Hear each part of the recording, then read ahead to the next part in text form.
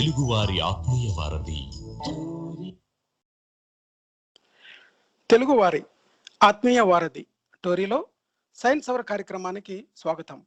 ఈ కార్యక్రమాన్ని మీకు సైన్స్ ఫర్ సొసైటీ మరియు Babu Gogineni humanists and rationalist arena నుంచి మీకు సమర్పిస్తున్నది గోవింద్ ఫ్రమ్ కాలిఫోర్నియా.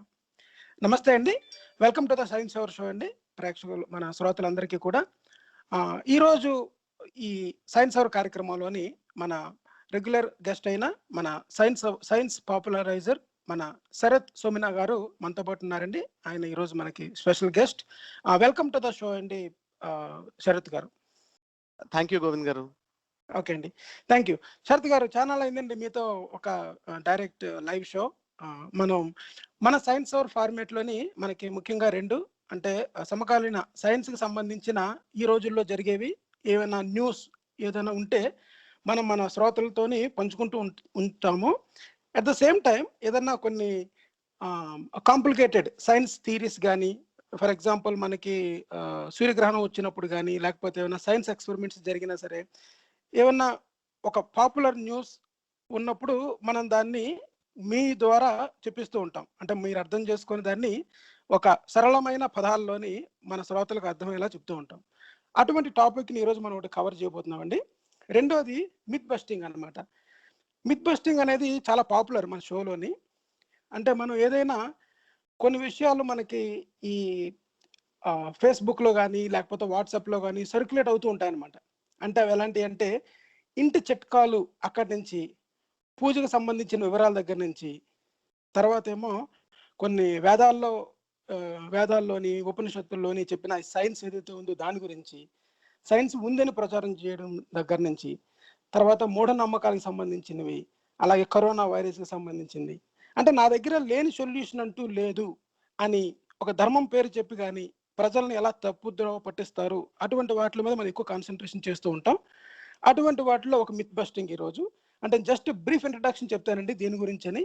ఇదేంటంటే మనకి ఈ లవంగము, కర్పూరము, ఆలివ్ ఆయిల్ ఇటువంటివి ఒక ఇమీడియట్ ఒక ఉపశమనంలాగా లేకుండా ఒక మందులాగా మెడికల్ మనకి ఇప్పుడు ఫస్ట్ ఏదైనా ఒక ఎమర్జెన్సీ వచ్చినప్పుడు ఎలా ఉపయోగిస్తాం అలా వీటిని ఉపయోగిస్తున్నారని ఒకటి చక్కర్లు కొడుతుందండి. దానికోసం ఇంకా డీటెయిల్గా మిమ్మల్ని అడుగుతాను ప్రశ్న. జస్ట్ శ్రోతలకి ఏమి కవర్ చేయబోతున్నాం అని చెప్పడం కోసం చెప్పాను. దాని గురించి మాట్లాడబోతామండి సెకండ్ హాఫ్లో, మిత్ బస్టింగ్ గురించి. మొట్టమొదటిసారిగా మొదటి టాపిక్గా మనం ఈ సైన్స్ దాంట్లోని మనకి ఒక ఎక్స్పెరిమెంట్ అనమాట. ఒక ఎక్స్పెరిమెంట్ అదేంటంటే మ్యూయాన్ G2 అంటే G-2. ఈ ఎక్స్పెరిమెంట్లో ఏం జరిగింది అన్నది మనం అంతకుముందు పార్టికల్ కొలైడర్ గురించి, జెనీవాలో ఉన్న మనకి హిగ్స్ బోసాన్, గాడ్స్ పార్టికల్, దాని గురించి శరత్ గారు మనకి చాలా వివరంగా చెప్పారు అన్ని విషయాలు. ఇది కూడా అటువంటి కోవకి చెందింది అనమాట. అసలు ఈ ఎక్స్పెరిమెంట్ ఏంటి, మ్యూయాన్ G2 అంటే ఏంటి, ఇది ఫిజిక్స్ యొక్క గతిని పూర్తిగా మార్చేస్తుంది అన్న జరుగుతున్న ప్రచారాలు ఏంటి, ఈ వివరాలన్నీ నేను ఒక ప్రశ్న తర్వాత ఇంకో ప్రశ్న అడుగుతానండి. వెల్కమ్ అండి అగైన్ శరత్ గారు. మీరు దీని గురించి ఒక బ్రీఫ్గా అసలు మ్యూయాన్ G2 ఎక్స్పెరిమెంట్ అంటే ఏంటి చెప్పండి. తప్పకుండా గోవింద్ గారు. మొదటగా అండి, అంటే మనకి తెలిసిన విషయమే ఏంటంటే ఒక 8 సంవత్సరాల క్రితం, అంటే దాదాపు 9 సంవత్సరాల క్రితం 2012లో జెనీవాలో ఉన్న లార్జ్ హ్యాడ్రాన్ కాలిడర్ అనే ల్యాబొరేటరీలో, అది పెద్ద ల్యాబొరేటరీ, అది అండర్ గ్రౌండ్ లో ఉంటుంది. అది అండర్ గ్రౌండ్ లో దాని పాత్వేస్ ఉంటాయి అనమాట, మ్యాగ్నెట్స్ అవన్నీను. సో అక్కడ ఒక పార్టికల్ ని డిస్కవర్ చేశారు 2012లో. దాని పేరు హిగ్స్ బోసాన్. సో ఆ పార్టికల్ డిస్కవర్ చేసినందుకు గాను, వాళ్ళు కనుగొన్నందుకు గాను, దాన్ని యాక్చువల్గా దాదాపు ఒక 30 సంవత్సరాల క్రిందట, అప్పటికి ఒక 30 సంవత్సరాల క్రిందట 1970లోనో ఇప్పుడు దాదాపు పీటర్ హిగ్స్ ఇంకా కొంతమంది వీళ్ళు ప్రపోజ్ చేశారు ఆ పార్టికల్ అనేది ఒకటి ఉండొచ్చు అని చెప్పని సిద్ధాంతీకరించారనమాట థియరిటికల్ గా. దాన్ని 2012లో ఎట్టకేలకు పట్టుకున్నారు, దాన్ని కనుగొనడం జరిగింది. సో అది కనుగొనడం వల్ల ఏమైందంటే, ఒకటి నోబెల్ పురస్కారాలు వచ్చాయి. అంటే పీటర్ హిగ్స్ వారికి ఆఫ్ కోర్స్ అది it was one of the greatest discoveries made. It was also one of the greatest predictions done లో. ఇంకోటి ఏంటంటేనంటే, దాంట్లో మోర్ ఇంపార్టెంట్లీ దానికన్నా మనకి ఈ కణ భౌతిక శాస్త్రం అంటాం, అంటే పార్టికల్ ఫిజిక్స్ అన్నమాట దాన్ని. అంటే సబాటమిక్ పార్టికల్స్, అణువు కన్నా ఇంకా చిన్నవైన అణు కేంద్రకాలు ఉంటాయి కదా, న్యూక్లియస్, వాటిలోని ఉన్న పార్టికల్స్ వాటికన్నా ఇంకా ఎలిమెంటరీ పార్టికల్స్ అనమాట. అవి ఎట్లాంటి కణాలతో నిర్మాణం అయి ఉంటాయో అట్లాంటి కణాల భౌతిక శాస్త్రం అనమాట. దాంట్లో ఒక సిద్ధాంతం ఉంటుంది, స్టాండర్డ్ మోడల్ అంటారు దాన్ని. అంటే మనకి కాస్మాలజీలో బిగ్ బ్యాంగ్ ఎలాగో, అంటే ఏదైతే స్టాండర్డ్ మోడల్ ఆఫ్ కాస్మాలజీ ఎలాగో, బిగ్ బ్యాంగ్ ఎలాగో, అలాగా ఇది కూడా అన్నమాట. ఇది క్వాంటమ్ మెకానిక్స్ లో అలాగే ఇదేంటో ఎలిమెంటరీ పార్టికల్స్ కి, ఇది ప్రాథమిక కణాలు, విశ్వంలో ఉన్న ప్రాథమిక కణాలు కి సంబంధించిన మోడల్. ఇది సిద్ధాంతం, స్టాండర్డ్ మోడల్. సో ఆ స్టాండర్డ్ మోడల్లో కొన్ని రకాల ఇంటరాక్షన్స్ ని, కొన్ని ప్రక్రియల్ని వివరించడానికి హిగ్స్ బోసాన్ అనేది చాలా అవసరం సిద్ధాంతపరంగా.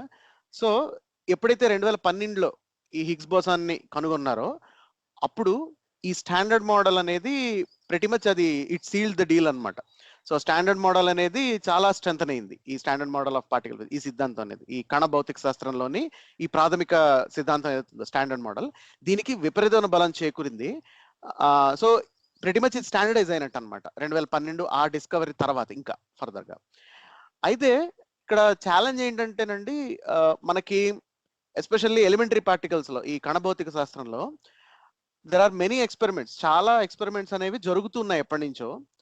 ఈ ఎక్స్పెరిమెంట్స్ ని వివరించగలగడం, వీటి అవుట్కమ్స్ ని, వీటి ఫలితాలని వర్ణించగలగడం అనేది ఈ స్టాండర్డ్ మోడల్ చేస్తూ ఉంటుంది.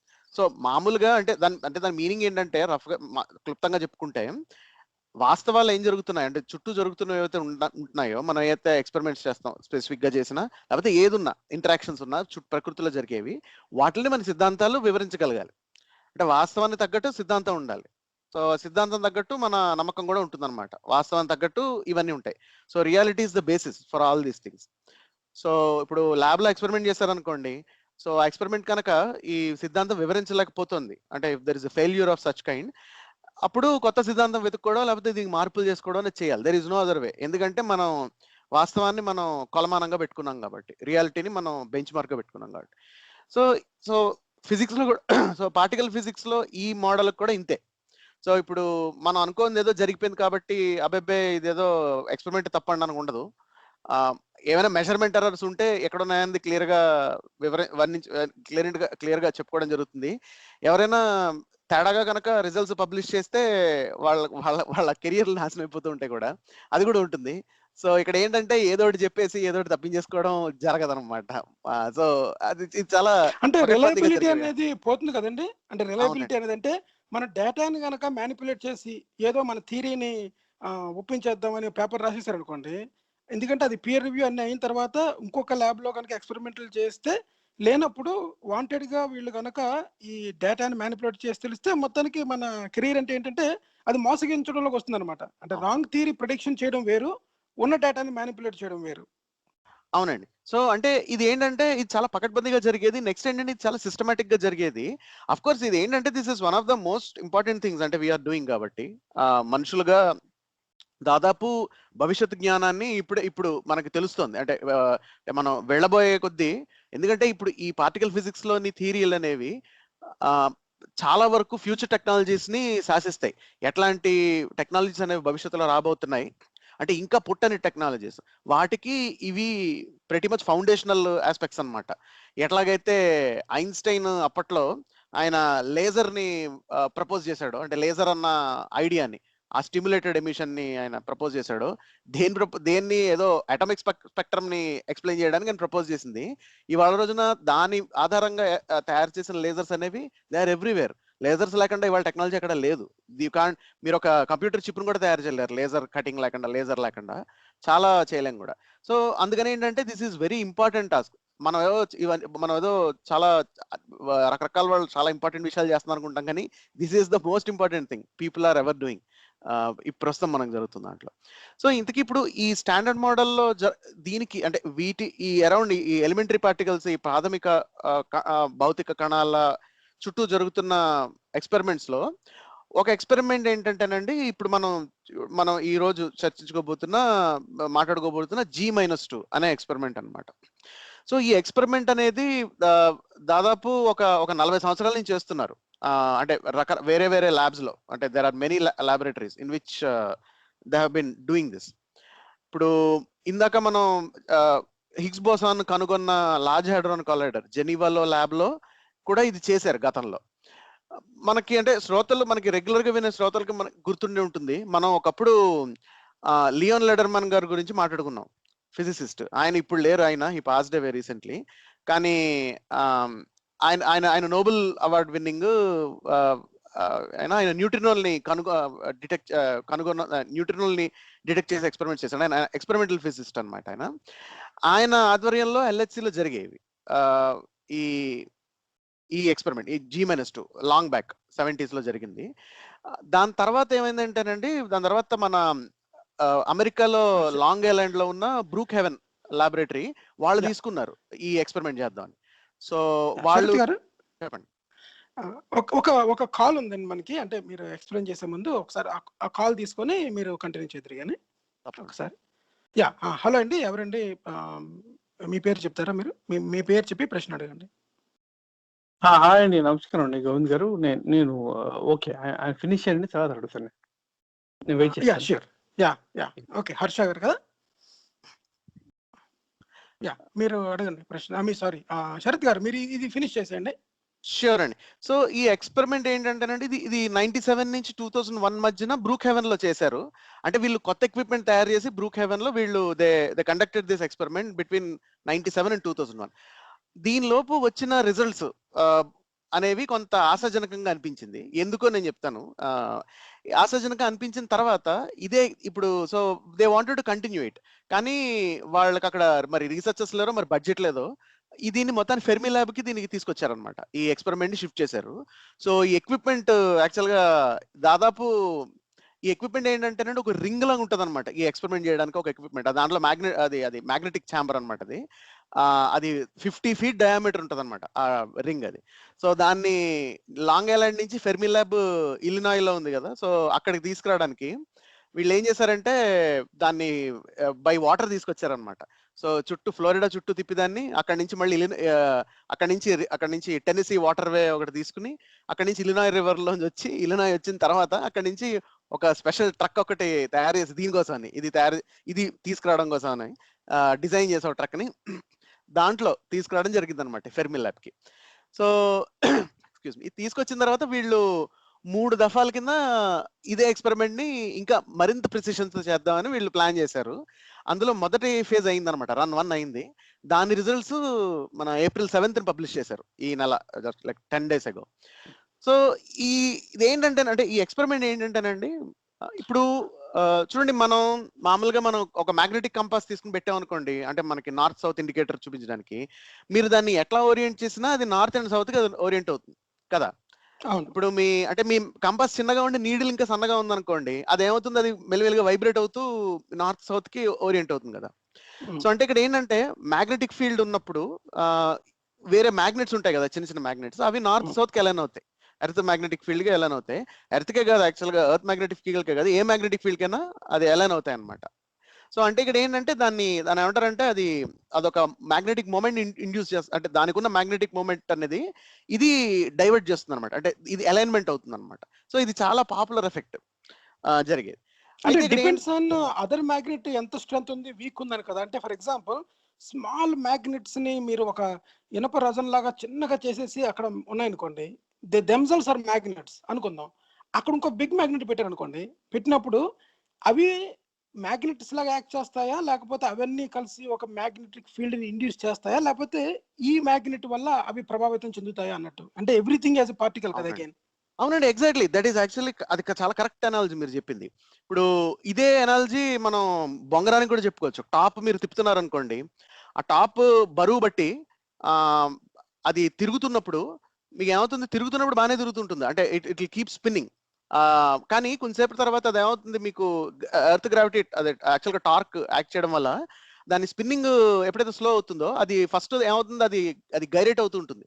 అంటే అది వాబుల్ అవుతుంది అనమాట. దాని స్పిన్నింగ్ యాక్సెస్ స్ట్రైట్ గా ఉండకుండా అటు ఇటు వాబుల్ అవుతుంది. వాబుల్ అయిన తర్వాత పడిపోతుంది కదా. సో అంటే ఇక్కడ ఏంటంటే టాప్ ఆ తిప్పుతున్న బొంగరం అనేది ఎంత బరువు ఉంది అంటే గురుత్వాకర్షణ అంతా బరువులు అంటే మాస్ వల్ల జరుగుతుంది కాబట్టి మనం అట్లా చెప్పుకోవచ్చు. అంటే దాని ఇన్సెప్షన్ ప్రాపర్టీస్ ఏమున్నాయన్నమాట. ఇన్సెప్షన్ మూవీ చూసారా మీరు? ఇన్సెప్షన్ మూవీలో చూడండి ఇన్సెప్షన్ మూవీలో లాస్ట్ టాప్ పడిపోతుంది అలాగనమాట. పడిపోతుంది ఆవిడ అది పడిందో లేదో తెలియదు, అప్పుడు మూవీ ఆగిపోతుంది. ఉంటుంది. So Yeah. ఈ ఎక్స్పెరిమెంట్ లో ఏంటంటేనండి మనకి ఈ మూఆన్స్ అనే పార్టికల్స్ ఉంటాయి కొన్ని ఈ ప్రాథమిక కణాల్లోనే. సో ఈ కణాలు ఏంటంటే ఇవి ఎలక్ట్రాన్స్ లాంటివే, అంటే ఎలక్ట్రాన్ ఫ్యామిలీకి చెందినవి, ఎలక్ట్రాన్స్ లాంటివి. కానీ ఎలక్ట్రాన్స్ కన్నా ఇవి చాలా మాసివ్ గా ఉంటాయి, ఒక 500 రెట్లు ఎంతో ఇంకా బరువు ఎక్కువ ఉంటుంది, మాస్ ఎక్కువ ఉంటుంది వీటికి, దాదాపు రఫ్ గా చెప్తున్నాను నేను. అండ్ ఇవి ఏంటంటే ఇప్పుడు ఎలాగైతే బొంగరం తిరుగుతుంటుందో తిరుగుతుంటుందో అట్లా ఇవేంటంటే వీటికి స్పిన్ ఉంటుంది అనమాట. అంటే ఆ స్పిన్ అనేది బొంగరాల తన చుట్టూ తను తిరిగే స్పిన్ ఏదో మనకు తెలియదు, we don't know that. But idea ఏంటంటే మీరు ఆ మోహన్ని ఎటు నుంచి చూస్తున్నారో దాన్ని బట్టి దాన్ని మీరు డిటెక్ట్ చేయొచ్చు అనమాట. దాని ఆ యాంగులర్ మూమెంట్ నుండి కొత్త యాంగులర్ మూమెంట్ వస్తుంది అనమాట ఈ స్పిన్ వల్ల. సో ఇప్పుడు ఏమవుతుందంటే వేరే ఒక మ్యాగ్నెటిక్ ఫీల్డ్ లో పెట్టారనుకోండి ఈ మూవాన్ని, ఈ స్పిన్ అనేది బొంగరం ఎట్లాగైతే దాని యాక్సెస్ అనేది వాబుల్ అవుతుందో అట్లాగే దీని స్పిన్ యాక్సెస్ కూడా వాబుల్ అవుతుంది అనమాట. యాక్చువల్గా దీని స్పిన్ కూడా వాబుల్ అవుతుంది. సో దీన్ని గైరేషన్ అంటారు. ఇదే జీ అంటే జీ స్టాండ్స్ ఫర్ గైరేషన్ అనమాట, G-2లో. సో ఇప్పుడు ఇది ఆ మూవాన్ ఇందాక మనం చెప్పుకున్నట్టు మీరు ఇందాక అన్నట్టు ఆ ఐరన్ ఫైలింగ్స్ బరువు ఎంత ఉంటాయి, వాటికి ఎంత మ్యాగ్నెటిక్ స్ట్రెంత్ ఉంది, అలాగే బొంగరం బరువు ఎంత ఉంది, వీటి బట్టి డిపెండ్ అవుతుంది కదా. సో అలాగే మూవాన్ స్పెసిఫిక్ ప్రాపర్టీస్ బట్టి ఏంటంటే ఇది ఎంత గైరేట్ అవుతుంది అన్నది క్యాలిక్యులేట్ చేస్తారన్నమాట. క్యాలిక్యులేట్ చేసి థియరీకి ఎంత డీవియేషన్ ఉందో ప్రిడిక్ట్ చేస్తారనమాట. సో ఎక్స్పెరిమెంట్ కి థియరీకి డీవియేషన్ అది. సో ఎక్స్పెరిమెంట్ అది. సో ఇప్పుడు వీళ్ళు ఏం ఎక్స్పెరిమెంట్స్ ఫిజిక్స్ ని ఎలా చేసింది అన్న, ఫిజిక్స్ లో వచ్చిన మార్పులు ఏంటి, వాళ్ళు ప్రిడిక్ట్ చేస్తున్న మొత్తం స్టాండర్డ్ మోడల్ థియరీని షాటర్ చేసేసిందా, ఆ విషయాలు కనుక్కునే ముందు ఒకసారి మనం శ్రోత దగ్గర నుంచి ప్రశ్నలు ఉంటే అడుగుదాం. హలో హలో, మీరు అడగండి, ప్రశ్న అడగండి, మీ ప్రశ్న ఏదైనా ఉంటే. నేను మిమ్మల్ని అడగాలనుకుంటున్నాను గోవింద్ గారు. తప్పకుండా. ఏంటండి? లాస్ట్ వీక్ మీరు ఒక టాపిక్ తీసుకున్నారు కదా, దాని గురించి అడగాలనుకుంటున్నాను, అడగవచ్చా? అడగండి, తప్పకుండా. షూర్. సో దీంట్లో ముందుగానే చెప్తున్నాను, నేను మిమ్మల్ని పాయింట్అవుట్ చేయాలనే ఉద్దేశం కాదు, కానీ కాకపోతే నేను కొంచెం ఎక్కువ తెలుసుకోవాలనే ఉద్దేశంతో అడుగుతున్నాను. నో ఒక విషయం గుర్తుపెట్టుకోండి, అవర్ షోకి ఎవరు ఎప్పుడైనా కాల్ చేయొచ్చు, మేము చెప్పిన తప్పన్నా చెప్పొచ్చు. మీ అసలు వెరీ ఓపెన్ మైండెడ్ పీపుల్. మీరు మమ్మల్ని క్వశ్చన్ వేస్తున్నారని కూడా అవసరం లేదు. మేము సంవత్సరం క్రితం చేసిన ప్రోగ్రామ్ కూడా మీరు పాయింట్అవుట్ చేయొచ్చు. ఐ మీన్ సైన్స్ అంటేనే క్వశ్చన్, రైట్? ఎగ్జాక్ట్లీ, చెప్పండి. ఓకే, నేను అడుగుదాం అనుకున్నాను అంటే, మీరు ఒక ధ్వజస్తంభం థియరీ చెప్పారు కదా, దాని కింద ఒక రాగి ఉంటుంది, దానికి ఏముంటది అని. ఓకే, దాని కన్విన్స్.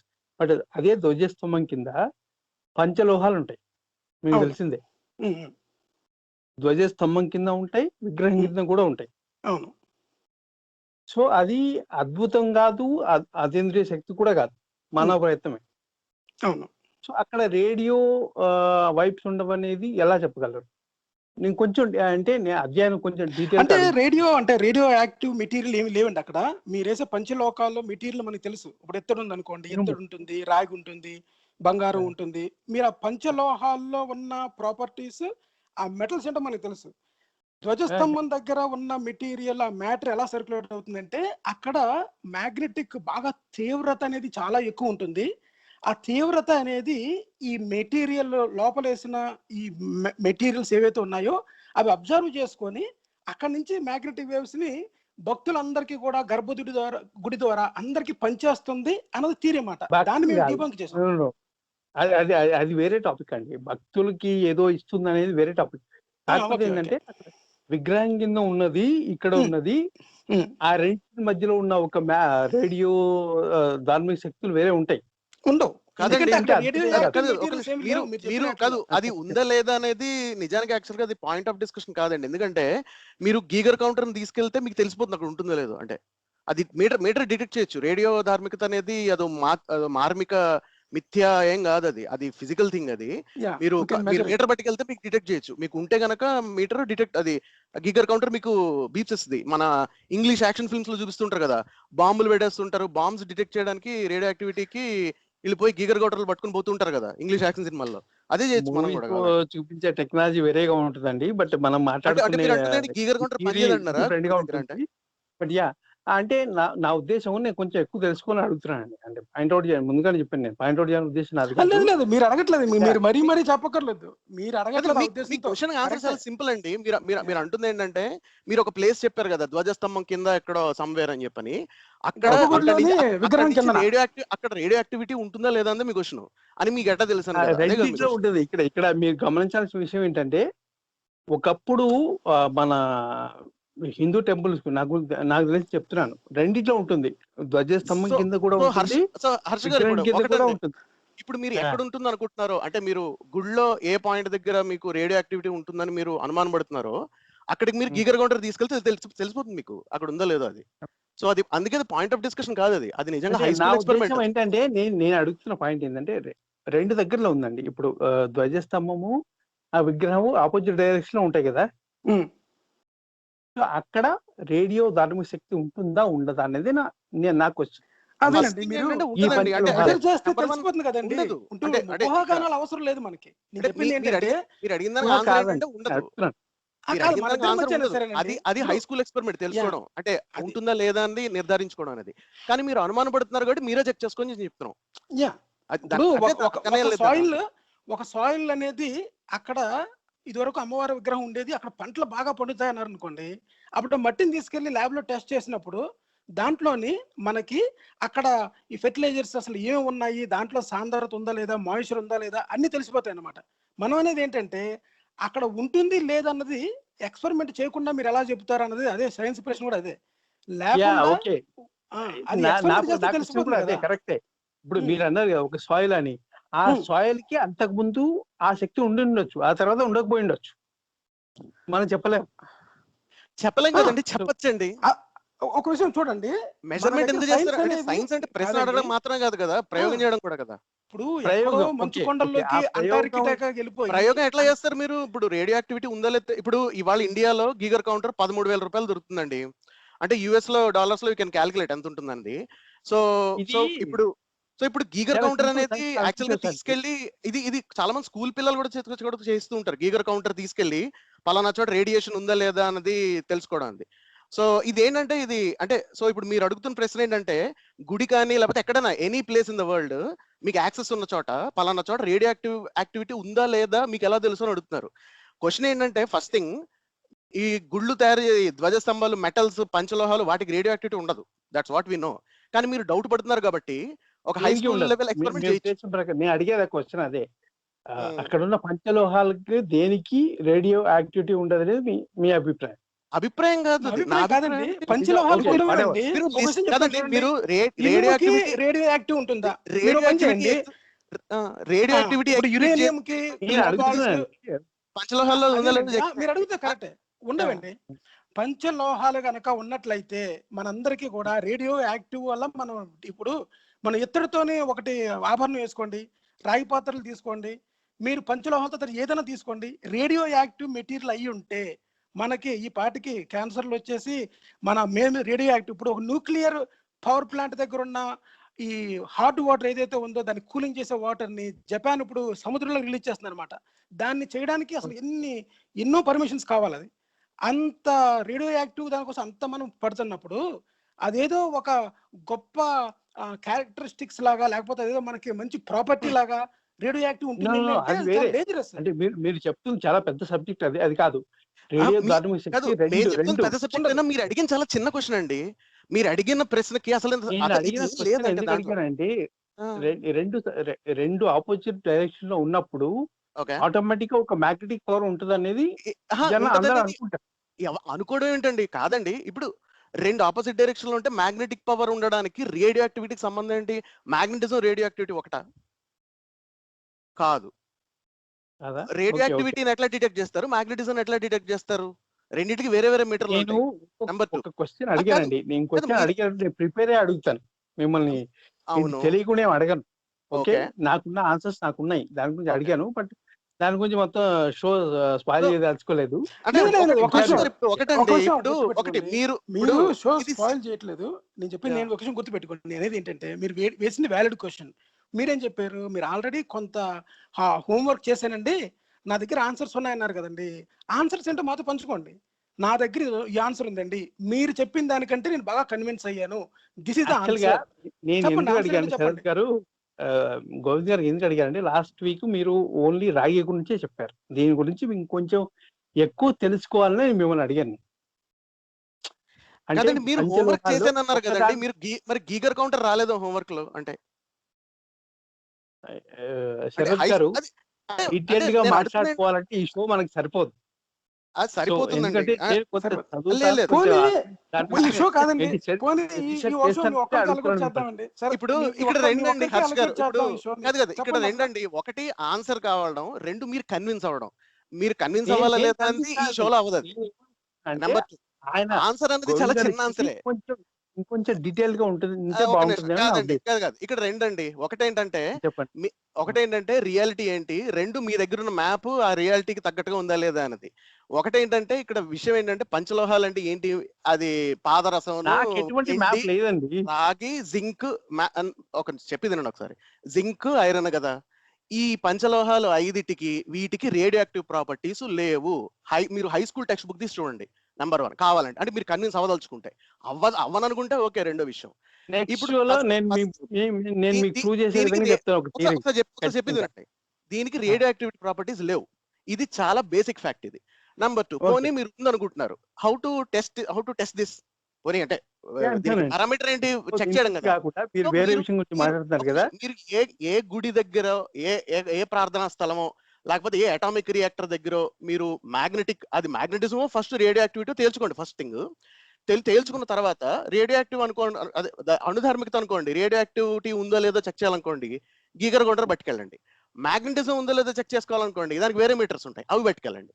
సో ఆ మీటర్ పట్టుకెళ్ళి మీరు చెక్ చేయండి, దాని రీడింగ్ ఉందో లేదో, తెలిసిపోయింది, అయిపోయింది. ఇప్పుడు దీంతో మీరు కన్విన్స్ అవుతారా లేదా అనేది వేరే క్వశ్చన్ ఆల్టుగెదర్.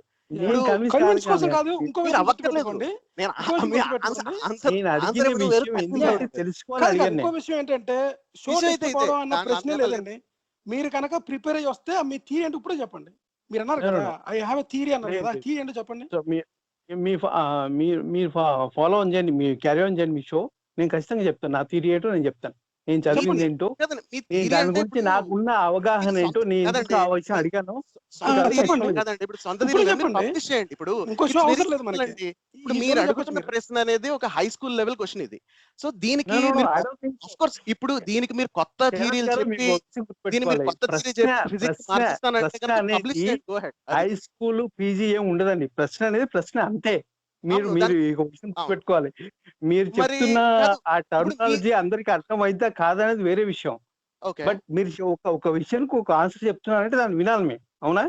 ప్రశ్న అనే దానికి high school, elementary school, PG ఇలాంటివి ఏమి ఉండవు. ఉంటాయండి. ప్రశ్న. అదే ఎవరు చెప్పారు? ఒక విషయం చెప్తానండి, ఒక విషయం ఒకసారి అండి. PhD లో అడుగుతారు question. ఉంటుందండి, ఇప్పుడు 2 రెళ్ళు అంతా అని అడిగారు అనుకోండి, అది ఎలిమెంటరీ స్కూల్ క్వశ్చన్ అనుకుంటామాట. మీరు what PhD is paper integration of science అని అడిగారు అనుకోండి, అది హై స్కూల్ క్వశ్చన్ అనుకుంటాం. అంటే చెప్తున్నాను, ఇప్పుడు మీరు మీరు అన్నారు సైన్స్ కదా, గురించి ప్రశ్నల్ని మాట్లాడుతున్నారు కాబట్టి నేను categorization సైన్స్ గురించి చేయొచ్చు. మాట్లాడుతున్నాను. మీరు సైన్స్ గురించి మాట్లాడలేదు, మీరు ప్రశ్న అడిగారు, దానికి సైన్స్ ఆన్సర్ మేము చెప్పాము. మీరు అంటుంది ఏంటంటే నేను కన్విన్స్ అవ్వలేదు అంటారు. నేను ఏం చేయాలి దానికి? అడిగానంటే మిమ్మల్ని పాయింట్అవుట్ చేయడానికి కాదు, ఇంకొంచెం లోతుగా అవసరం తెలుసుకోవడానికి. లేదు, దాని గురించి మీరు చెప్పక్కర్లేదు దానికి 10 సార్లు. లేదండి. మీరు ఇప్పుడు మమ్మల్ని పాయింట్అవుట్ చేయట్లేదు, ఐ అగ్రీ దాట్. మీరు అన్నిసార్లు మరి- చెప్తారు, మీ థియరీ ఏంటో చెప్పండి ఒకసారి. అన్నిసార్లు చెప్పడం అంటే మీకు అర్థం కావట్లేదని చెప్తున్నాను అంతే. నో అర్థం కోసం కాదు. మీరు మమ్మల్ని పాయింట్అవుట్ చేస్తున్నారు high school high school question, elementary school కాదండి, క్వశ్చన్, హర్ష్ గారు, కాదండి. మీరు కాదు, What is your theory? అడగలను నేను. మీరు కాకపోతే ఏంటంటే మీ మీ థియరీ థియరీ చెప్పండి. What is your theory? Me- me theory చెప్పండి. నా థియరీ నాకు ఉందన్నారు కదా, చెప్పండి. నా థియరీ ఈ షోని నేను ముందు చెప్పాను చేయమని కదా. చెప్తున్నాం కదండి, మేమే చెప్తున్నాం. మీరు if you already done homework చేసి ఉంటే మీరు చెప్పొచ్చండి. మీరు హోంవర్క్ చేయకపోతే నెక్స్ట్ షోలో చేసిరండి. మన అభిప్రాయం వేరు, అందరి అభిప్రాయం వేరు. చాలా థియరీస్ చాలా తేడా ఉంటాయండి. అంటే మనం చెప్పండి. ఒకసారి చదువుకోవడం ఏముందని చాలా చెప్పండి. మంది లేదన్నది అభిప్రాయమా? లేదండి. చాలా మంది మీ అదే అభిప్రాయం చేస్తారు. చెప్పండి, చాలా మంది థియరీ చెప్పండి అంటే మీరు ఎందుకు అభిప్రాయం అభిప్రాయం example ఇస్తున్నారు? మీరు రెండు చాలా రెళ్ళు మంది అవుతాయా? చాలా ఎవరి అభిప్రాయం టైం లేదన్నది. పడుతుందండి. మీ షోని ఒక విషయం శరత్ గారు ఇవన్నీ ఎందుకు చెప్పండి? కృష్ణుడు చెప్పింది మీ థియరీ నిజం చెప్పండి. ఎమ్మెల్యే ఉండేవాడు కాదు కదా. సింపుల్ ఎగ్జాంపుల్, ఏం ఎగ్జాంపుల్ అండి? అరిస్టాటిల్ చెప్పింది నిజం అనుకుంటే గెలీలియో ఉండేవాడు కాదు. గెలీలియో ఎక్స్పెరిమెంట్ చేసి చూపించాడండి. మీరు ఎక్స్పెరిమెంట్ చేస్తున్నారా? అదే అంటున్నాను నేను. పట్టుకెళ్ళండి. So, మీరు I will do. Definitely I will do. ఇవాళ రోజున గీగర్ కౌంటర్ 13,000 రూపాయలకి ఇండియాలో దొరుకుతుందండి. యూఎస్ డాలర్స్ లో కన్వర్ట్ చేసుకోండి. It's high school experiment. నాకు అవసరం కూడా లేదు. నా ఉద్దేశం నేను గీగర్ కౌంటర్ అవసరం తెలుసుకోవాలని లేదా? అడిగాను. ఏదో నన్ను క్వశ్చన్ చేసి నా గురించి ఇప్పుడు ఒక విషయం చెప్తానండి. ఒకప్పుడు చాలా విషయాలు తెలుసుకున్న వాళ్ళు చెప్పిన విషయం చూడండి, ఏంటంటే ఇది తత్వం కాదండి. మీరు అడిగింది తాత్విక ప్రశ్న కాదు. మీరు అడిగింది సింపుల్ క్వశ్చన్. మీరు అడిగింది ఏంటంటే ఫలానా మెటల్ కి రేడియో యాక్టివ్ ప్రాపర్టీ ఉంటుందా లేదా అని అడిగారు. అది చాలా simple thing to find out. దానికి తత్వమును గెలీలియోను అరిస్టాటిల్ 2 3 కాదు. దానికి సంబంధం లేదు అసలు. ఇప్పుడు దాంట్లో మీరేమో మీకు అర్థం కాలేదు ఆ పాయింట్. నా ఉద్దేశం నేను చెప్తున్నా అంటే ఓకే అండి, మీరు చాలా ఎమోషనల్ ఉన్నట్టున్నారు. నేను ఎమోషనల్ అడగలేదు. చెప్పండి, మీరు కాల్ చేసిన అవసరం లేదు. మీ థియరీ చెప్పండి. ముందుగానే చెప్పండి మీకు నేను ఎందుకు అడుగుతున్నాను. నేను తెలుసుకోవాలి.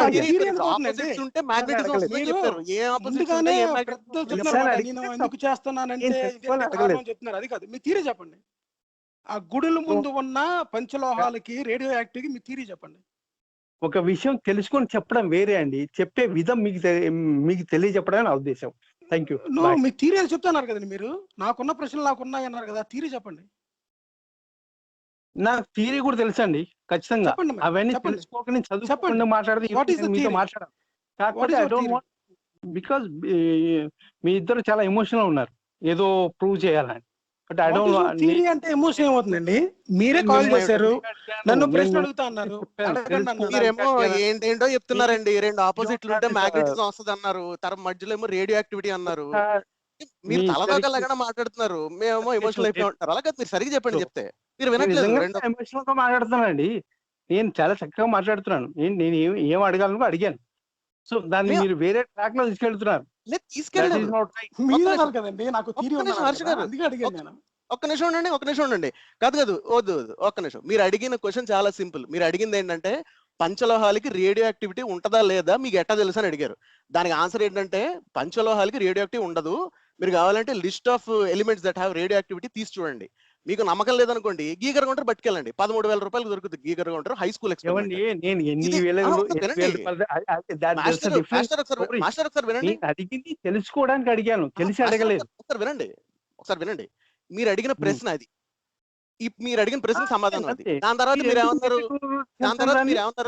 తర్వాత మీరు ఏదో మొదలెట్టారు. ఏంటో మొదలు పెట్టింది 2 ఆపోజిట్ ఉంటే మీరు ఏం చేశారు? కొత్త వర్డ్ తీసుకొచ్చారు. ఇప్పుడు మ్యాగ్నెటిజం తీసుకొచ్చారు. ఫస్ట్ రేడియో యాక్టివిటీ అన్నారు. ఎదుటి వాళ్ళకి చెప్పే విధం ఒకటి ఉంటుంది. ఆ విధం అర్థం కానప్పుడు ఎంత తెలిసినా వేస్ట్.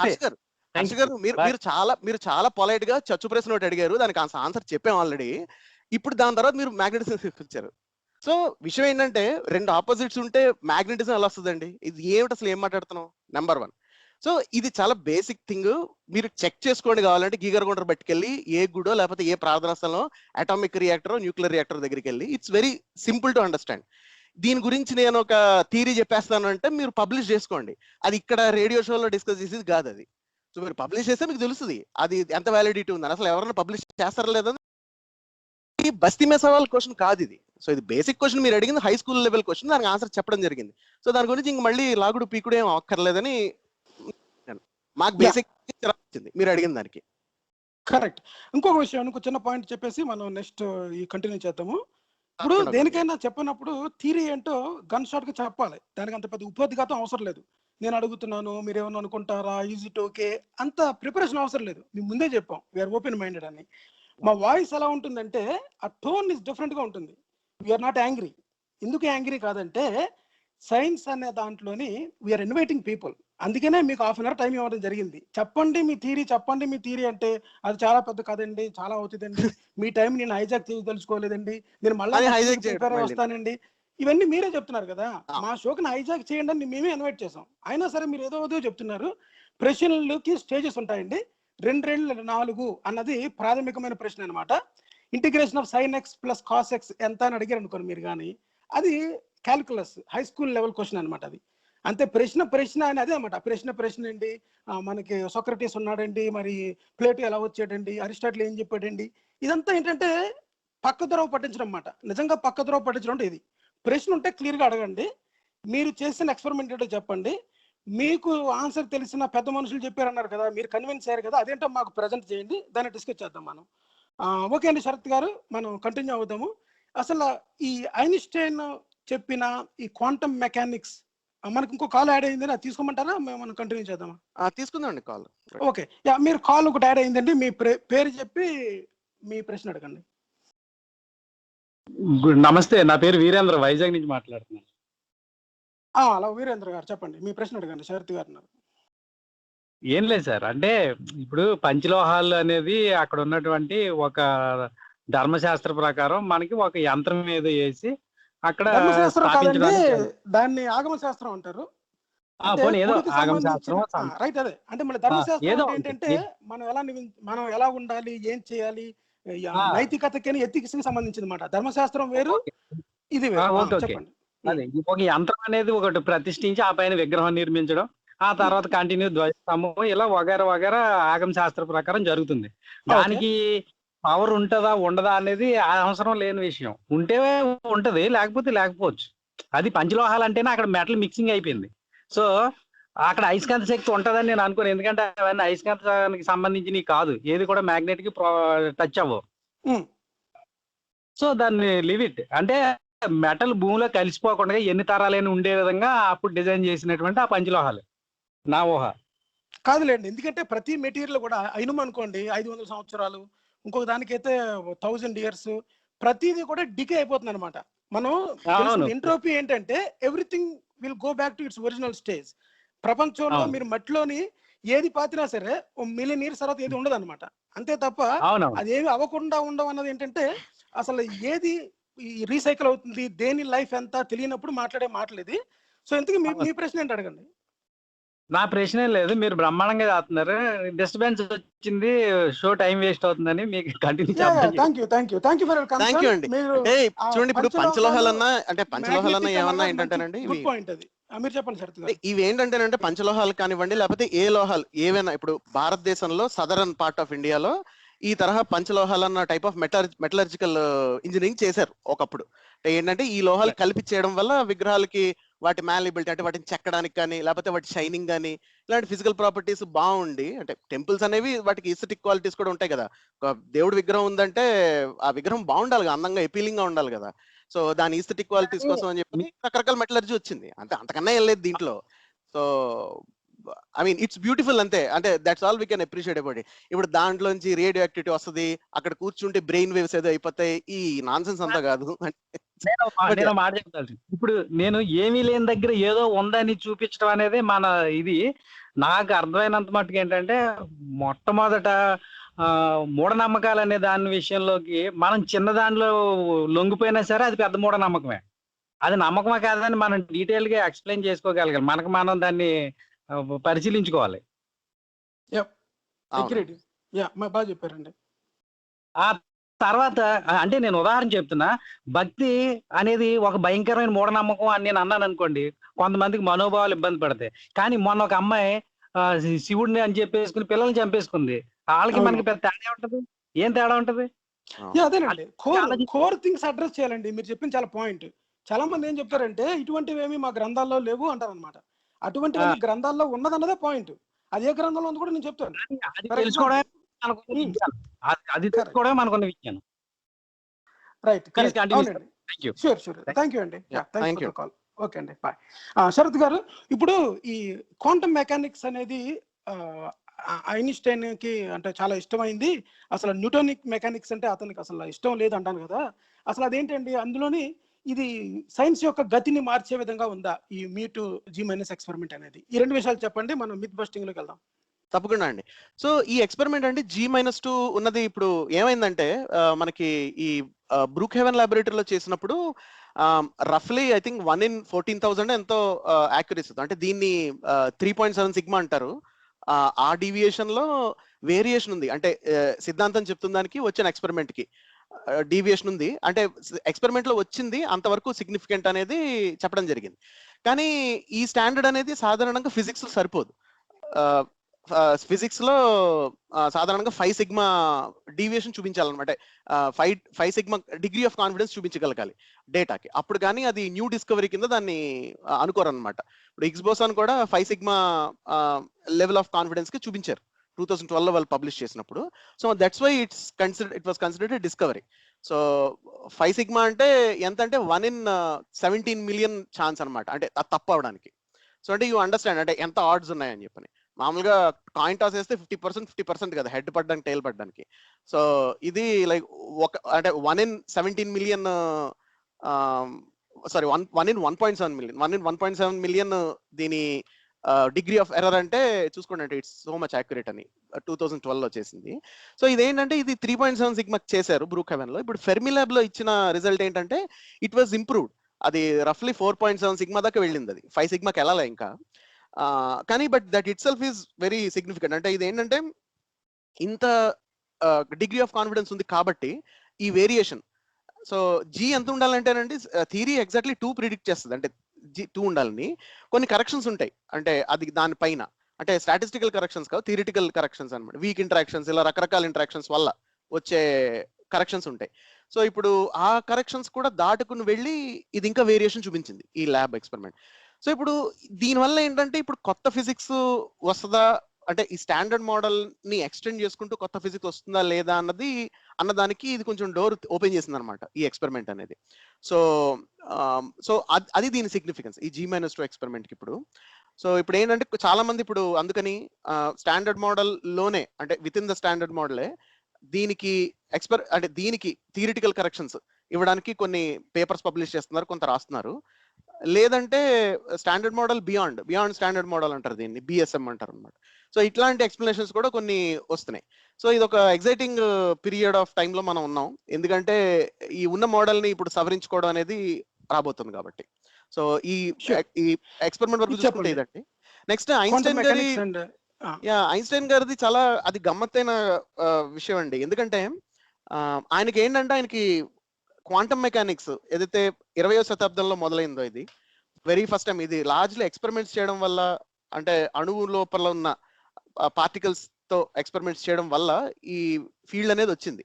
అసలు ఈ కొత్త విషయాలు, ఈ సిద్ధాంతాలు కూడా దాని తర్వాత మొదలైనవి. సో ఆ పరిస్థితుల్లో ఏంటంటే ఐన్స్టైన్ గారు ఈ ఎక్స్పెరిమెంట్స్ కన్నా ముందే ఆయన యాక్చువల్ గా క్వాంటమ్ మెకానిక్స్ కి కొన్ని ఫౌండేషన్స్ లే చేశారు ఆయన. ఇప్పుడు ఫోటాన్ అన్న ఐడియా కానీ, లేకపోతే ఎనర్జీ మాస్ ఈక్వలెన్స్, అది ఇందులో ఇది రేడియో యాక్టివిటీలో బాగా వెరీ ఫస్ట్ అప్లై అయింది, అంటే మనం ఎక్స్పెరిమెంటల్ గా చూడడం జరిగింది. అంతేకాకుండా దాని తర్వాత ఆయన ఈ క్వాంటైజేషన్ ఆఫ్ ఎనర్జీ, ఈ ఐడియాస్ కూడా ఆయన మొట్టమొదటిగా రాయడం జరిగింది యాక్చువల్ గా ఐన్స్టైన్ గారు. విచిత్రంగా ఆయనకి తర్వాత క్వాంటమ్ మెకానిక్స్ మీద ఆయనకి ఆయన అంగీకరించలేదంటే ఆయన అదే ఫైనల్ మోడల్ కాదనుకున్నారు, అంటే దానికి అండర్లైన్ గా వేరొక క్లాసికల్ మోడల్ ఉండొచ్చు అని అనుకున్నారు ఆయన అభిప్రాయంలో ఉండే ఆయన చాలనాడు. But ultimately he was shown wrong అండి. అంటే ఐన్స్టైన్ గారు ఈ విషయంలో ఆయన తప్పుగా అనుకున్నారు, ఆయన అభిప్రాయం తప్పైందని చెప్పని తేలింది ఎక్స్పెరిమెంట్స్ వల్ల. సో ఆ ఎక్స్పెరిమెంట్స్ వల్ల ఏంటంటే ఈ క్వాంటమ్ మెకానికల్ ఫౌండేషన్ అనేది ఫౌండేషనల్ యూనివర్స్ అనేది, అంటే ఈ క్వాంటమ్ మెకానిక్స్ అనేది అదే ఫండమెంటల్ థియరీ అవుతుంది, దానికన్నా ప్రాథమికమైనది ఇంకేం లేదు, అంటే దానికన్నా ప్రాథమికమైన క్లాసికల్ థియరీ ఏం లేదని మనకి తెలిసిందనమాట. ఇంకొక విషయం అండి, ఇక్కడ చాలా మంది ఏం చేస్తున్నారంటే అండి, స్పిరిచువాలిటీలోని అక్కడ ఈ క్వాంటమ్ మెకానిక్స్ తీసి అబ్జర్వర్ ఉన్నప్పుడు పార్టికల్ అలా బిహేవ్ చేస్తుంది, అసలు లైట్ అనేది పార్టికల్ వేవా, తర్వాత ఏమో ఈ double slit experiments, particles sensation అంటే ఏంటంటే వాళ్ళకి సెన్స్ ఉంటుంది అని, చైతన్యం అనేది ఉంటుందని, తర్వాత ఏమో ఇవి ఈ తపస్సు ద్వారా ఉపనిషత్తుల్లోని అక్కడ ఈ చాలా మందికి తెలుసు అవన్నీ శ్లోక రూపంలో చెప్పారు, అలా చెప్పబట్టి ఏంటంటే ఈ నాలెడ్జ్ బయటకు వెళ్ళిపోతుందని ఒక కథల రూపంలో చెప్పారు అని స్పిరిచువాలిటీకి సంబంధం పెట్టేసి ఇదంతా ఫిజిక్స్, ఈ పార్టికల్ ఫిజిక్స్ అంటే ఇన్ని లక్షల కోట్ల బిలియన్స్ ఆఫ్ డాలర్స్ పెట్టి ఇంత పెద్ద ఎక్స్పెరిమెంట్ చేయడం దేనికి? అంత పెద్ద పెద్ద ఎక్విప్మెంట్స్ తీసుకొచ్చి మీరు ఈ వాటర్లోని పెద్ద పెద్ద ట్రక్స్ డిజైన్ చేసి వాటిని మనం ల్యాబ్స్ ఒక 2 కంట్రీస్ మధ్య అంత పెద్ద ట్యూబ్ లాగా పెట్టి లార్జ్ హైడ్రోజన్ కొలైడర్ ఇన్ని చేయడం దేనికి? చక్కగా మనకి ఈ శ్లోకాల్లోని అక్కడ ఋషులు కనిపెట్టేసి ఉంటే అవి తెచ్చేసుకోవచ్చు కదా మనం. సో ఇప్పుడు అవి నిజంగా అక్కడ ఉంటే కనుక ఇప్పుడు దీనికి G-2 అనామలీకి పబ్లిష్ చేయమని ఎవరినన్నా అది వాడి మనకి యాక్చువల్ గా చాలా ఖర్చు కూడా మిగులుతుంది, ఈ ఎక్స్పెరిమెంట్ చేయాల్సిన ఖర్చు కూడా మిగులుతుంది, టు బి ఆనెస్ట్. సో ఇక్కడ విషయం ఏంటంటే, అంటే బట్ అన్ సీరియస్ నోట్, ఇక్కడ 2 విషయాలండి. ఒకటేంటంటే కవిత్వము వేరు, లేకపోతే ఒక ఎల్యూజన్ వేరు. ఎల్యూజన్ అంటే పలానా దానికి ఒక ఏదో మెటాఫర్ గా చెప్పడం, అది కవిత్వం. లేకపోతే లాంగ్వేజ్, హ్యూమన్ లాంగ్వేజ్ అనేది that is different from how we're looking at world. Physics అది ఫిజిక్స్ కాదు అది. ఇప్పుడు మన ఫిజిక్స్ టెక్స్ట్ బుక్ తీస్తే అందులో ఏముంటాయండి? అందులో కవిత్వం ఉంటుందా, లేకపోతే ఈక్వేషన్లు ఉంటాయా? ఈక్వేషన్ లో కవిత్వం ఉంటుందా? లేదుగా. ఈ తేడా మనం గమనించకపోతే మనకి ఏది అర్థం కాదు ఇంకా. కరెక్ట్, అది గమనించాలండి. ఎందుకంటే వర్ణనలు వేరు, పొయిట్రీ వేరు, పొగడ్తలు వేరు. అది కూడా ఒక తెలియని లాంగ్వేజ్ లోని ఏదో ఉందని, ఆ లాంగ్వేజ్ నేర్చుకొని దాంట్లో ఏదో డీకోడ్ చేసి ఉందని, అది ఎవరికి అర్థం కావట్లేదని, ధ్యానం కానీ తపస్సు కానీ చేస్తేనే అర్థం అవుతుంది అనుకున్న వాళ్ళు అక్కడే ఉంటారనమాట, ఎక్కడికి కదలరు అనమాట. నిజమైన సైన్స్ ఏం చేస్తుందంటే, మన పిల్లలు అంటే మీ అబ్బాయి కానీ అమ్మాయి కానీ హై స్కూల్లో చదువుతుంటారు చూడండి, చదువుతున్న వాళ్ళు ఏపీ బయాలజీ అని, క్యాల్కులస్ అని, లేకపోతే మనకి ఇంటిగ్రేటెడ్ మ్యాథ్ అని, తర్వాత ఏమో మనకి జువాలజీ కానీ, ఫిజిక్స్ కానీ, కెమిస్ట్రీ కానీ చదువుకుంటారు చూసారా, అది రియల్ సైన్స్ అనమాట. ఆ రియల్ సైన్స్ మీరు ఒకసారి వాళ్ళ పుస్తకాలు తీసి చదవండి, అప్పుడు తెలుస్తుంది మీకు. అందుకనే మా slot 1 hour is not wasted. మీ ప్రశ్నని గంట సేపు కూడా మేము చర్చించడానికి మేము రెడీగా ఉన్నాం. అదేంటి ముందు పెట్టండి, అసలు థియరీ ఏంటి ప్రజెంట్ చేయండి. సో అంతే తప్ప అది ఇంకా అయిపోయిందిలేండి. సో నెక్స్ట్ మనం మిత్ బస్టింగ్లోకి వెళ్తున్నామండి. టైము ఎవరు శరత్ గారు, మిత్ బస్టింగ్ ఏంటంటే, నేను ఈ వాట్సాప్ లోని ఒకటి, ఫేస్బుక్ లోని కొన్ని మెసేజెస్ సర్క్యులేట్ అవి అవుతుంటాయి కదండి. దాంట్లో ఏంటంటే, ఒక పొట్లంలోని మనకి కర్పూరము, తర్వాత ఏమో లవంగాలు, తర్వాత ఏమో వెల్లుల్లిపాయి, తర్వాత ఏమో ఒక ఆలివ్ ఆయిల్ అన్ని రాసేసి పూసేసి ఒక చిన్న గుడ్లో కనుక కట్టేసి ఉన్నట్లయితే, అది కనుక మీరు ముక్కు ద్వారా పీల్చినట్లయితే మనకి కంజెషన్ పోతుంది, లేకపోతే మనకి లంగ్స్ లో ఉన్నవన్నీ తగ్గిపోతాయి అని ఒకటి ప్రచారం అవుతుందండి. అసలు దీంట్లో ఉన్న నిజమెంత, అసలు ఇది ఎలా ప్రచారం అవుతుంది, ఇది సూడో సైన్సా ఏంటి అన్నది మీరు చెప్పాలి. సో అవునండి, ఇది కొంచెం ఈ మధ్య నాకు వాట్సాప్ లో కూడా వస్తుందండి. ఏంటంటే, ఇలా ఒక పొట్లంలో మన కర్పూరం, వాము, ఇంకా ఏదో యూకలిప్టస్ ఆయిల్, కొంచెం లవంగాలు, ఇవి తీసుకుంటే దీనివల్ల ఆక్సిజన్ సాచురేషన్ పెరుగుతుందని చెప్పని. ఇక్కడ ఏంటంటేనండి, ఇప్పుడు ఇది వంటింటి చిట్కాకి వైద్యానికి చాలా తేడా ఉంది. సో అదైతే గమనించాలి మనం. సో ఆబ్వియస్ గా ఇప్పుడు వీటి వల్ల ఏమి ఆక్సిజన్ లెవెల్స్, సాచురేషన్ లెవెల్స్ ఇవేం పెరగవు, అంటే SpO2 లెవెల్స్ ఏం పెరగవు ఇవి ఇచ్చేయడం వల్ల. సో మామూలుగా ఇప్పుడు ఏదో విక్స్ వేపరబ్ ఉందనుకోండి, విక్స్ వేపరబ్ లో క్యాంఫర్ ఉంటుంది. ఇప్పుడు క్యాంఫర్ ఏంటంటే, మీకు అది నర్వ్ ఎండింగ్స్ మీద దాన్ని స్టిమ్యులేట్ చేస్తుంది కాబట్టి, మీకు దాన్ని పెయిన్ మెడికేషన్ మీదను, పెయిన్ జెల్స్, ఆ పెయిన్ ఆయింట్మెంట్స్ కి లోను, లేకపోతే ఇట్లాగా కంజెషన్ రిలీజ్ చేయడానికి చేసే ప్రొడక్ట్స్, విక్స్ వేపర్ ఇట్లాంటి వాటిల్లో యూజ్ చేస్తుంటారు క్యాంఫర్ని, కర్పూరాన్ని. సో అదేంటంటే, అది కేవలం నర్వ్ ఎండింగ్స్ స్టిమ్యులేట్ చేయడం వరకునే దాని ఎఫెక్ట్ ఉంటుంది, కానీ అంతకన్నా ఏం ఉండదు దాని ఎఫెక్ట్ కూడా. సో ఇప్పుడు మీకు జలుబు చేసి కంజెషన్ ఉంటే, జస్ట్ మీ ముక్కు దగ్గర, నాస్ట్రిల్స్ దగ్గర ఉన్న నర్వ్స్ ని ఏదైనా స్టిమ్యులేట్ చేయడానికి ఆ స్మెల్ అనేది ఉపయోగపడుతుంది తప్పితే, దానివల్ల నెంబర్ 1 క్లినికల్ గా, అంటే మీకు మెడిసినల్ గా ఏమి దానివల్ల ఉపయోగం ఉండదు, అంటే దానివల్ల మీకు జబ్బు తగ్గడం లాంటిది ఏమి ఉండదు. నెంబర్ 2, దానివల్ల ఇదేమి ఆక్సిజన్ కి ఇది రిప్లేస్మెంట్ కాదు. ఇది క్యాంఫర్ కానీ ఈ పొట్లం ఏదైతే చెప్తున్నారు ఇది, ఎందుకంటే ఆక్సిజన్ కి రిప్లేస్మెంట్ ఏమీ లేదు. ఆక్సిజన్ అంటే ఆక్సిజనే. సో వేరేదేదో పెడితే అది ఆక్సిజన్ అవ్వదు అది. సో ఇదైతే కాదు దానికి రిప్లేస్మెంట్. నెంబర్ 3, ఇదేమి అంబులెన్స్లో ఏం వాడట్లేదు దీనికి, ఇట్లాగా ఆక్సిజన్ బదులు అంబులెన్స్ వాడట్లేదు. ఆక్సిజన్ సప్లైస్ పెంచుకోవడానికి అందరూ ట్రై చేస్తున్నారు, అట్లీస్ట్ ఇండియాలో అయితే. సో ఇండియాలో కూడా చేస్తున్నారు, వేరే దేశాల్లో కూడా అలాగే చేస్తున్నారు. సో నాలుగేంటంటే, ఇది కంప్లీట్ గా ఇది వాట్సాప్ యూనివర్సిటీ టైప్ ఇన్ఫర్మేషన్ ఇది. సో దీన్ని పెద్ద సీరియస్ గా తీసుకోకండి. Oxygen levels, oxygen saturation. ఒక విషయం అండి, ఒకవేళ ఎప్పుడైనా సరే ఏదైనా ఒక పదార్థాన్ని స్మెల్ చూస్తే ఆక్సిజన్ ఎలా పెరుగుతుందండి? అంటే ఫర్ ఎగ్జాంపుల్, మనకి ఆక్సిజన్ అందాలి అంటే అప్పుడు ఆక్సిజన్ సిలిండర్ కూడా అవసరం లేదు కదా. అంటే ఇప్పుడు మనకి కొంతమంది చూసారా, ఒక ఈ ముక్కు రంధ్రాలు బాగా ముక్కు దెబ్బడేసినట్టు కానీ దగ్గరకు ఉన్నప్పుడు ఏంటంటే, దాన్ని రిలీవ్ చేయడానికి మనం విక్స్ వేపరబ్ అటువంటి వాడతాం అనమాట. ఎందుకంటే మనకి ఎక్కువగా ఏదైతే బ్లాకేజ్ ఉందో అది లోపలికి వెళ్తుంది అనమాట. That doesn't mean that it is supplying the oxygen. అంటే రోగికి ఏదైనా ఎమర్జెన్సీ ఉన్నప్పుడు వాళ్ళకి మనం అంబులెన్స్ లోని ఆక్సిజన్ సిలిండర్ ఉంటుంది కదా, ఇది ఆక్సిజన్ అనేది ఎలా సప్లై చేస్తుంది? తర్వాత ఇది నిజంగా వాడనప్పుడు ఇది అంబులెన్స్ లో కూడా వాడుతున్నారు అని ప్రచారం చేయడం అనేది అది అబద్ధం కదా. అది అంటే వాట్ దే ఆర్ సెల్లింగ్. అవునండి, ఖచ్చితంగా. అంటే దట్స్ రైట్. అంటే ఇప్పుడు ఇదేంటంటే, ఇది కంప్లీట్ ఎగ్జాజరేషన్ నెంబర్ 1. నెంబర్ 2 ఏంటంటే అసలు అసలు ఇది అంటే ఇది బేసిక్ విషయాలకు కూడా కామన్ సెన్స్ కూడా సంబంధం లేకుండా చెప్పే విషయాలు అనమాట ఇవి ఇలాంటివి ఎప్పుడైతే చేస్తారో. ఇప్పుడు కర్పూరానికి నర్వ్ ఎండింగ్ స్టిమ్యులేషన్ తప్పితే వేరే దానికి పెద్ద ఫీచర్ కూడా ఏం లేదు అది చేసేది. సో విక్స్ లో అది విక్స్ వేపర్ లో వాడినా వెయిట్ లో వాడినా కూడా అంతకన్నా అదే జరుగుతుంది, అంతకనే ఉండదు ఇక్కడ. అంటే బట్ అన్న లార్జర్ కాంటెక్స్ట్ అండి, ఈ బేసిక్ థింగ్స్ మనం గుర్తించకుండా మనం చిలవల పలవలకి చేసి ప్రతిదాన్ని ఒక అద్భుతంగా చేసి చూపించడం అనేది కూడా బాగా జరుగుతుంది. ఇప్పుడు ఈ ఆక్సిజన్ అంటే నాకు గుర్తొస్తుంది, మీకు గుర్తుంది అప్పట్లో ఆవు ఆక్సిజన్ పీల్చి ఆక్సిజన్ వదులుతుందని చెప్పని మొదలైంది. సో అంటే యాజ్ ఇఫ్ ఏదో ఆక్సిజన్ సిలిండర్ల బదులు ఆవులు తీసుకొచ్చి పెట్టచ్చు అన్నట్టు. సో ఆవులు మీథేన్ గ్యాస్ వదులుతాయండి యాక్చువల్ గా, నిజంగా తెలుసా?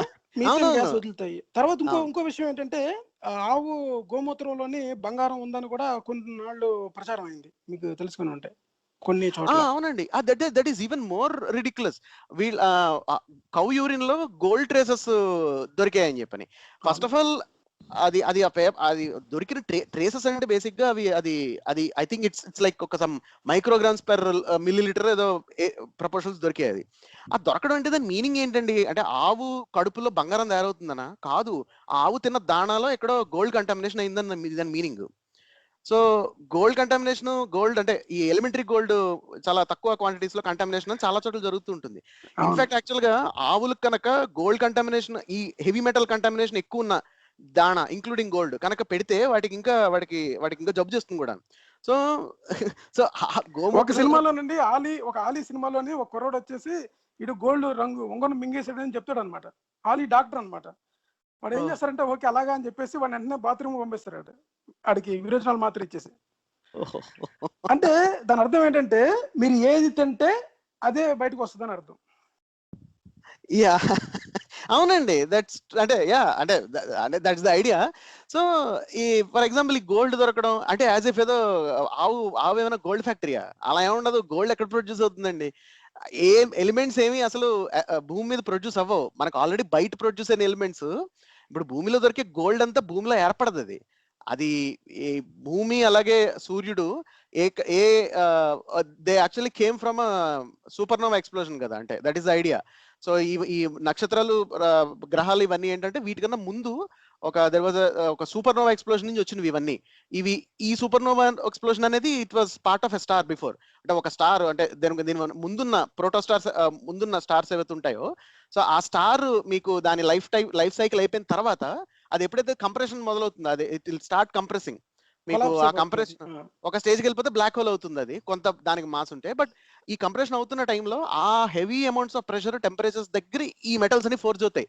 విశ్వంలో మనం చూస్తున్న ఎలిమెంట్స్ అన్ని అలాంటి ప్లేసెస్ లో ఫోర్జ్ అవుతాయి, except for lighter elements like hydrogen, lithium. అవే ఎక్కువ ఉంటాయి యాక్చువల్ గా విశ్వం మొత్తం మీద. అందుకని గోల్డ్, ఈ సిల్వర్, నికెల్, మనం ప్రీషియస్ మెటల్స్ అని అయితే అంటున్నామో ఇవన్నీ they are all forged in these supernova explosions అయ్యి అవి కంప్రెస్ అయిపోతున్న న్యూట్రాన్ స్టార్స్ లో కానీ ఇంకా దానికన్నా ముందున్న స్టేజెస్ లో కానీ అక్కడ ఫోర్జ్ అవుతాయి ఇవన్నీ.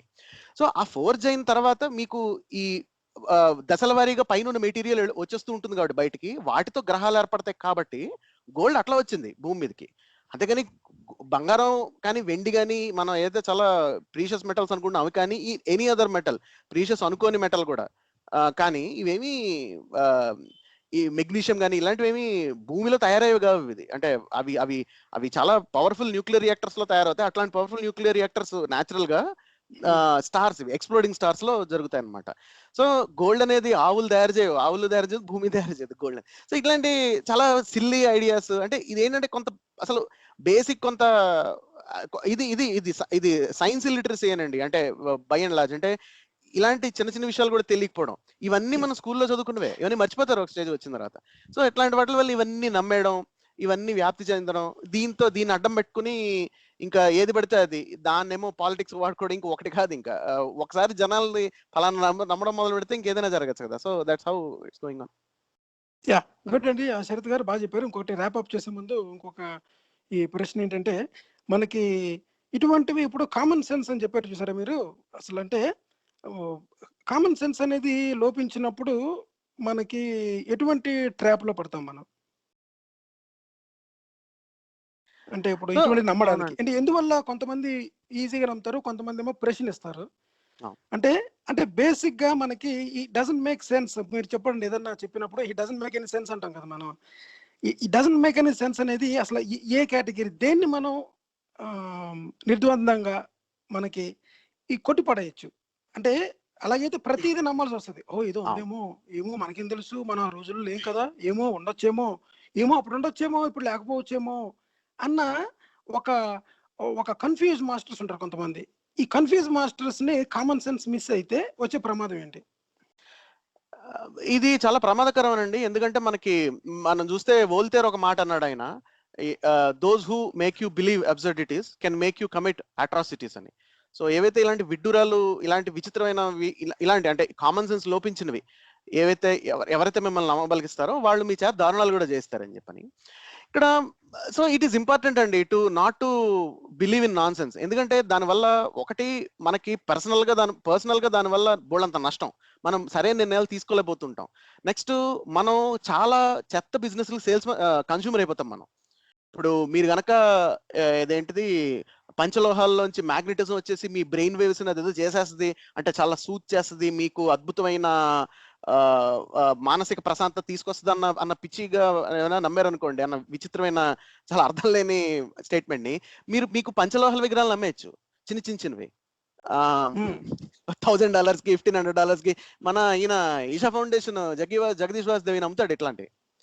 సో ఇప్పుడు అంటే రుద్రాక్షమాలలు లేకపోతే ఇలా ఈ చిన్న చిన్న విగ్రహాలు వాటిలో పవర్ ఉంది, లేకపోతే ఏ డైరెక్షన్ లో పెడితే ఏ డైరెక్షన్ లో పెట్టి తల పెట్టి పడుకుంటే మీకు ప్రశాంతంగా నిద్ర పడుతుంది, తర్వాత ఏమో ఎర్త్ మ్యాగ్నెట్స్ మిమ్మల్ని ఎలా డిస్టర్బ్ చేస్తాయి, వాటర్ కి మెమరీ ఉంటాయి, ఇటువంటి నాన్ సెన్స్ అంతా బయటకు వస్తుంది అంటారు కస్టమర్స్ ఇప్పుడు ఉంటే. వాటర్ మెమరీ నాన్ సెన్స్ వల్ల ఇప్పుడు ఈ జగదీష్ వాసుదేవ్ ఎత్తుకున్నాడు, ఈషా ఫౌండేషన్ అతను ఎత్తుకున్నాడు, కానీ వాటర్ ఇప్పుడు ఇది ప్లెయిన్ వాటర్ అమ్మేస్తాడేమో పవర్ఫుల్, నేను చాలా పవర్ఫుల్ గా పోటెంట్ చేశానని చెప్పని.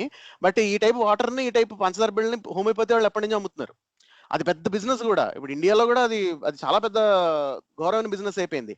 ఈ కోవిడ్ టైంలో కూడా వాళ్ళు మొదట్లో లాస్ట్ ఇయర్ అట్లీస్ట్ దేవర్ ఈ వాళ్ళ యాజ్ యూజువల్ నాన్ సెన్స్ మొదలు పెట్టిన తర్వాత మనకి ఆయుష్ మినిస్ట్రీ కానీ అలాగే ministry of health and family welfare వాళ్ళు స్ట్రిక్ట్ గా ఆర్డర్స్ ఇచ్చి నోటిఫికేషన్స్ అదే మీకు ఈ నోటీసెస్ ఇవ్వడం వల్ల వాళ్ళు ఆగారు. కానీ లేకపోతే దానికన్నా ముందు పంచిపెట్టడం మొదలు పెట్టారు, ఇమ్యూనిటీ బూస్టర్స్ అని చెప్పని, ఇది మీకు కోవిడ్ తీసుకురాదని చెప్పని హోమియోపతి బిళ్ళల్ని పంచిపెట్టడం మొదలు పెట్టారు. సో వాటర్ యాజ్ మెమరీ అన్న దానికి ఇంత దారుణమైన కాన్సిక్వెన్సెస్ ఉన్నాయి. అంటే మన జీవితంలో చాలా నష్టదాయకమైన నిర్ణయాలు తీసుకోవడం దగ్గర నుంచి ఒక పబ్లిక్ హెల్త్ కేర్, ఒక whole as a society as a whole కి నష్టం కలిగించే అంత. సో ఇలాంటి సమస్యలు చాలా ఉంటాయండి. అట్ పర్సనల్ లెవెల్ మీరు ఫస్ట్ థింగ్ ఏంటంటే మోసపోవచ్చు ఇట్లాంటివి నమ్మితే. మీ డబ్బులు పోవడం, మీ టైం పోవడం, మీ ఎనర్జీ పోవడం, మీ ఎమోషనల్ గా మీరు డిస్ట్రెస్ అవ్వడం, మీకు మీ ఫ్యామిలీకి నష్టం కలగడం, ఇలాంటివి అట్ పర్సనల్ లెవెల్ అవ్వడం ఒకటి అయితే, కమ్యూనల్ లెవెల్లో అంటే సొసైటీ లెవెల్లో కానీ కమ్యూనిటీ లెవెల్లో కానీ దీనివల్ల ఏంటంటే అనవసరమైన సోషల్ చేంజెస్ లాంటివి వచ్చేయడం, అంటే అట్లాంటి బిహేవియర్ అనేది రీఇన్ఫోర్స్మెంట్ అయిపోతూ ఉండడం, అలాగే దీనికి ఊరికే కొంతమంది కల్ట్ ఫిగర్స్ కింద తయారైపోవడం, అంటే దీన్ని అమ్ముతున్న వాళ్ళంతా ఫర్ నో గుడ్ రీజన్ అయిపోవడం, ఇట్లాంటివి కూడా జరుగుతుంటాయి. కొన్ని చాలా సింపుల్ థింగ్స్ ఉంటాయండి, అంటే టు కీప్ ఇన్ మైండ్ ఇలాంటి జరగవా అని చెప్పని అర్థం చేసుకోవడానికి. ఈ మధ్య చూసుకుంటే అంటే ఇది ఏంటంటే ట్రెండ్ బట్టి మారుతూ ఉంటుంది. ఈ మధ్య ట్రెండ్ ఏంటంటే క్వాంటమ్ అన్న వర్డ్ని వాడేయడం, ఇష్టం వచ్చినట్టు వాడేయడం. ఇప్పుడు ఆయన దీపక్ చోప్రా అని ఒక ఆయన ఉంటాడు, ఆయన క్వాంటమ్ హీలింగ్ అని. ఆయన ఈ జగదీష్ వాసుదేవ్ కలిసి ఏదో ఇప్పుడు ఈ క్వాంటమ్ హీలింగ్ కాన్షియస్నెస్ మీద ఏదో చేస్తున్నారు కూడా, వాళ్ళిద్దరు ఏదో సెమినార్ కూడా పెట్టారు. ఏమిటో ఈ జోగి రాసుకుంటే ఏమొస్తుందో నాకు తెలియదు, కానీ డబ్బులు అయితే బాగా వస్తాయి. ఈయన దీపక్ చోప్రా ఈయన పుస్తకాలు చాలా అమ్ముడుపోతాయి ఫర్ ఎగ్జాంపుల్. అలాగే ఈషా ఫౌండేషన్ మనకు తెలుసు how much revenue they get, and అందులో జాయిన్ అయిన మెంబర్స్ ని వేల డబ్బులు పెట్టించి ఇవన్నీ కొనిపించి చేయడం. అది కొన్ని చోట్ల ఏంటంటే కొన్ని లక్షల రూపాయల వర్త్ నష్టం చేయించడం అనేది, అంటే వాళ్ళ చేత మెర్చండైజ్ కొనిపించడం అనేది to the tunes of lakhs of rupees. ఇట్లాంటి బాధితులు కూడా ఉన్నారు. రీసెంట్ గా కొన్ని యూట్యూబ్ ఛానల్స్ వీళ్ళని ఎక్స్పోజ్ కూడా, ఈ బాధితుల్ని తీసుకుని మాట్లాడించడం కూడా జరిగింది కూడా. ఈ స్పెసిఫిక్ గా ఈ ఈషా ఫౌండేషన్ విషయంగా వచ్చేస్తాను. ఇంకా అదర్ కల్ట్స్ కూడా చూసుకున్నాం. సో ఈ క్వాంటమ్ అని పెట్టుకున్న, అలాగే మీ కాన్షియస్నెస్ అని చెప్పని ఇంకా ఏది పడితే అది మాట్లాడుతుంటారు వీళ్ళు. లేకపోతే మీకు పాజిటివ్ ఎనర్జీ వస్తుంది, వైబ్రేషన్స్, అంటే ఇవన్నీ హై స్కూల్ కాన్సెప్ట్స్, ఇవన్నీ లెవెల్ ఫిజిక్స్ ఇదంతా. Wave mechanics, vibrations, simple harmonic motion. So దీన్ని ఏదో మిస్టిఫై చేసేసి మీకు పాజిటివ్ ఎనర్జీ వచ్చేస్తుంది, మీరు కూర్చుని ఈ ధ్యానం ఏదో చేస్తే మీకు ఏదో వచ్చేస్తుందని. సో ఇదంతా, సో ఇట్లాంటి పదజాలం ఎక్కువ వాడుతున్నారు ఈ మధ్య వీళ్ళు చేస్తున్న వాళ్ళు. So I think those are some smoking guns. అంటే వీళ్ళు ఎప్పుడైతే మీ కాన్షియస్నెస్ మేము రైజ్ చేస్తా ఉన్నాం, మీ చైతన్యాన్ని వేరే లెవెల్ తీసుకెళ్తా ఉన్నాం, లేకపోతే ఫలానాదో వస్తువుల నుంచి మీకు వైబ్రేషన్స్ వస్తాయి, పాజిటివ్ ఎనర్జీ వస్తుంది, లేకపోతే మ్యాగ్నెటిక్ వేవ్స్ వస్తాయని ఇలాంటివి చెప్తారు. ఇవన్నీ అవుట్ అండ్ అవుట్, ఇవన్నీ ఇప్పుడు ఈ మధ్య ఇలాంటి నాన్ సెన్స్ ని స్ప్రెడ్ చేయడానికి వాడుతున్నారని మనం అనుకోవాలి, అట్లీస్ట్ గత 10 సంవత్సరాల్లో. మనకి టైం అయిపోయిందండి శరత్ గారు. చాలా థ్యాంక్స్ అండి, మీరు చాలా డీటెయిల్డ్గా క్లియర్గా ఎక్స్ప్లెయిన్ చేసి చెప్పారండి సైన్స్ గురించి. ఇంకా మనం ఎటువంటి ఎపిసోడ్ చేద్దామండి. అసలు కామన్ సెన్స్ అంటే ఏంటి, కామన్ సెన్స్ మిస్ అవుతే ఏంటి, అసలు గొర్రెలు అంటే ఏంటి, అంటే ఎలాగా వాళ్ళు పిట్ ఫాల్స్ ఫాలో అవుతుంటారు, అంటే బన్గయ బక్రా అంటారు కదా, అసలు ఎటువంటి వాళ్ళు, ఎటువంటి మెంటాలిటీ, ఎటువంటి థింకింగ్ ఉన్న వాళ్ళు ఈ ట్రాప్లో పడతారు అన్న విషయాల్ని మనం నెక్స్ట్ డిబంకింగ్ మిత్ బస్టర్లో చెప్పుకుందామండి. అప్పటి వరకు సెలవు, నెక్స్ట్ ఎపిసోడ్స్లో కలుసుకుందాం. థ్యాంక్స్ అలాట్ ప్రసాద్, శరత్ గారు for your time. Thank you అండి. ఓకే అండి, బాయ్.